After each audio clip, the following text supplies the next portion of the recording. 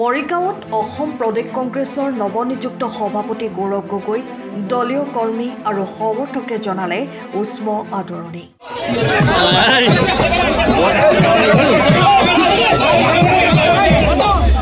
জিলাখনৰ 12 পৰ্যায়ৰ পৰা মৰিগাঁও চহৰৰ মাজেৰে উলিওৱা বৃহৎ সমদলত হাজাৰ হাজাৰ দলীয় সমৰ্থকে জনালে শুভেচ্ছা।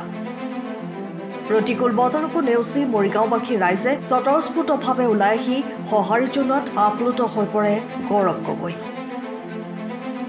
বাংলাদেশত হিন্দুসকলক চলোৱা নিৰ্যাতন সন্দৰ্ভত বৰ্তমানৰ নৰেন্দ্ৰ মোদীৰ নেতৃত্বাধীন কেন্দ্ৰীয় চৰকাৰে যিমান সজোৰে মাত মাতিব লাগিছিল তেনেদৰে দেখা পোৱা নাই যদিও পৰৱৰ্তী সময়ত যথোচিত ব্যৱস্থা গ্ৰহণ কৰাৰ আশা পোষণ কৰে নৱনিযুক্ত সভাপতিগৰাকীয়ে। গৌৰৱ গগৈ পাকিস্তান ভ্ৰমণ প্ৰসংগত বৰ্তমান মুখ্যমন্ত্ৰীগৰাকীয়ে তিৰ্যক সমালোচনা কৰা বিষয়ত প্ৰতিক্ৰিয়া প্ৰকাশ কৰাৰ পিছত মুখ্যমন্ত্ৰীগৰাকীয়ে মৌনতা অৱলম্বন কৰিছে। এই ক্ষেত্ৰত গৌৰৱ গগৈয়ে তেওঁলোকে এতিয়া 10 ছেপ্টেম্বৰলৈকে মৌন হৈ থাকিব বুলি এক টিপ্পনীসূচক মন্তব্য প্ৰকাশ কৰে।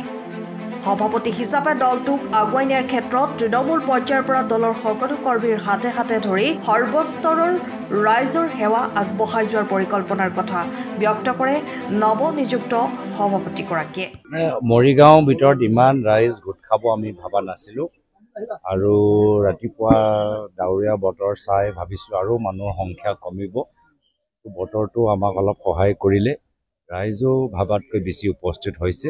আমি ৰাইজক ধন্যবাদ জ্ঞাপন কৰিছোঁ। ৰাইজে বিচৰা গৌৰৱ গগৈজন এতিয়া পাইছে এনে অনুভৱ আপোনাৰ হৈছে? বহুত এতিয়া কষ্ট কৰিবলগীয়া আছে। বৰ্তমান সময়ত আমাৰ দলৰ নেতৃত্বৰ লগত বহিবলগীয়া আছে, বিভিন্ন বিষয়ৰ ওপৰত চিন্তা চৰ্চা কৰিবলগীয়া আছে। সাংগঠনিক ভেটি, ৰাইজৰ অৰ্থনৈতিক সংকট, অসমলৈ এটা নতুন সংকল্প, বৰ্তমান চৰকাৰৰ কেলেংকাৰী, বহুতখিনি বিষয়, বহুতখিনি কাম এতিয়াও কৰিবলগীয়া আছে। সময় কম, কিন্তু আমাৰ চেষ্টা থাকিব। বিশেষকৈ বাংলাৰ সেই প্ৰসংগই যথেষ্ট এক ইণ্টাৰনেশ্যনেল পৰ্যায়ত কৰি তুলিছে। এই ক্ষেত্ৰত আপুনি কি ক'ব? বৰ্তমান বিভিন্ন ইয়াত সমস্যা আছে।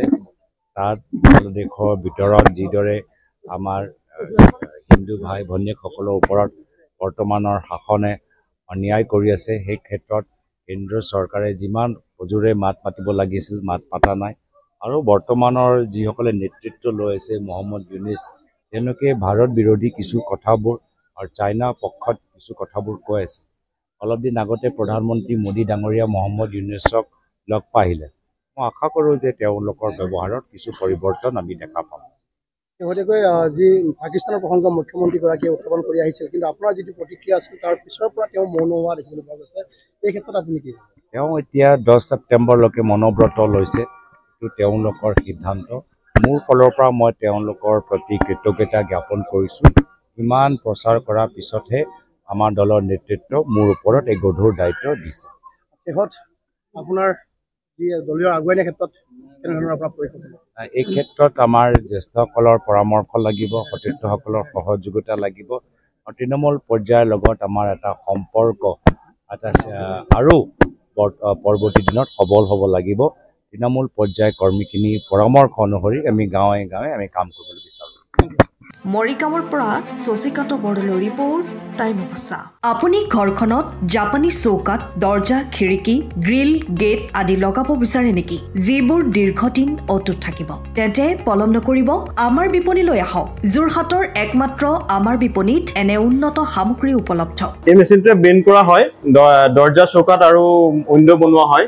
বাকী আমাৰ গেনলাইজত হয় এইবিলাক। আমাৰ ঠিকনা শ্ৰীৰাম এলুমিনিয়াম চেণ্টাৰ, DCB তিনিআলি, তৰাজান, যোৰহাট 785006। যোগাযোগৰ নম্বৰ 8638967754 অথবা 9401552548। পাল্লা বনোৱা আছে, গেলভেনাইজৰ হয়।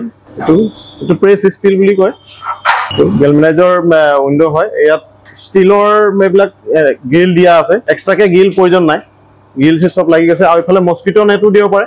এইটো মস্কিটো নেট, এইফালে বেক চাইডে মস্কিটো নেটৰ পাল্লা আছে। পকাত নি পিনে ঘৰটো আৰম্ভ কৰোঁতে লৈ যাবলগীয়া হয়। তেতিয়া পকাত দি দিলে মানে ইয়াত ঢেলাই সোমাই যাব, মছলা সোমাই যাব। বালি মছলাটো ভৰাই দিলে মানে মজবুত হৈ যাব। ইয়াৰ সময়ৰ খবৰ সময়ত পাবলৈ ফ'ল' কৰক টাইম অফ আছা।